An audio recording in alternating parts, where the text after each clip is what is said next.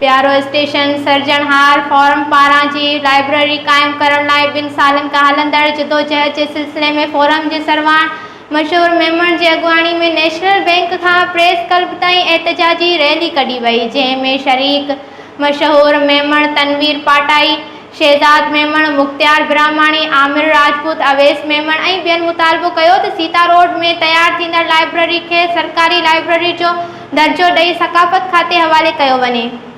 rally press club Sita road पहुती, जिथे forum जे सरवाण मशहूर मेमण मीडिया सां ॻाल्हाईंदे चयो त असांजे 2 सालनि जी जदोजहद जे नतीजे में सीता रोड में तक जे MPA मोहतरम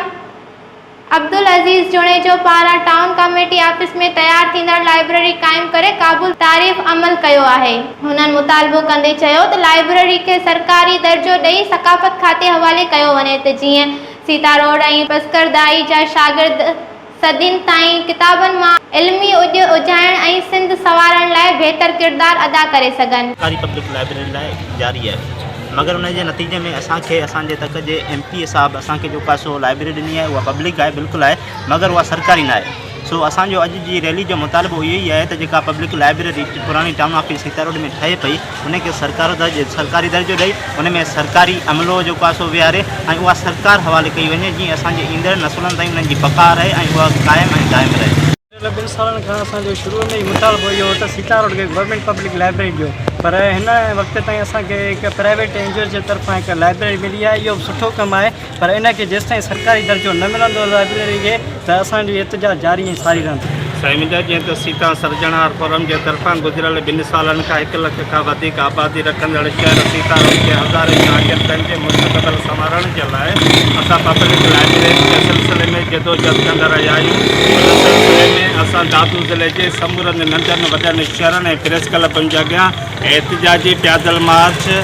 लॉन्ग मार्च, शार्ट मार्च, अलामती बुख हड़तालूं कंदा रहिया आहियूं ऐं उन जदोजहद जे नतीजे में हुक्मरान निंड मां जाॻिया आहिनि, उथिया आहिनि ऐं उन्हनि सीता रोड टाउन कमेटी जे पुराणी ऑफिस में उन्हनि जेको आहे सो पब्लिक